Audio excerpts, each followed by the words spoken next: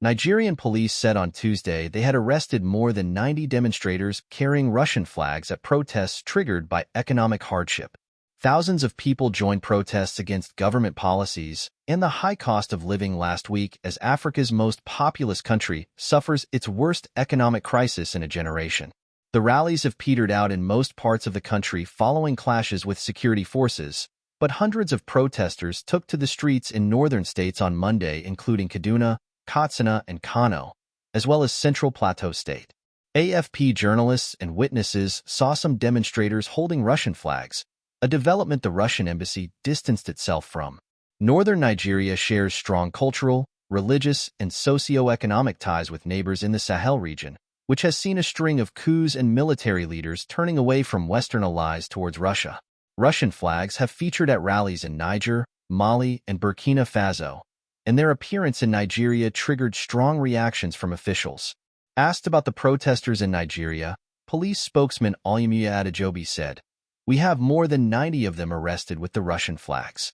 Later on Tuesday, security chiefs from the armed forces and police, among others, gave a rare joint briefing and alleged unnamed sponsors were seeking to undermine the government without providing evidence.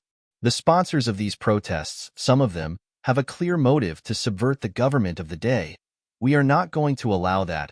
We will defend our democracy," said Police Chief Kayode Egbedekan.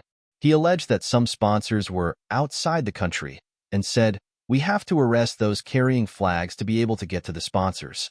On Monday, Defense Chief General Christopher Musa said those pushing individuals to carry Russian flags in Nigeria were crossing the red line, and we will not accept that. Damilare Ademola, leader of the Take It Back group organizing protests in Abuja, dismissed the allegations as mere distraction. He said the authorities were using the claims as a reason to clamp down on protesters. The Russian embassy in Nigeria denied involvement in a statement on its website on Monday. The government of the Russian Federation, as well as any Russian officials, are not involved in these activities and do not coordinate them in any way, it said.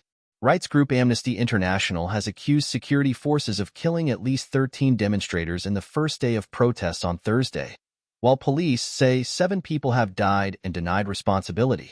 In a televised address on Sunday, President Bola Ahmed Tinubu called for the suspension of demonstrations, but protest organizers have vowed to press ahead despite lower turnout.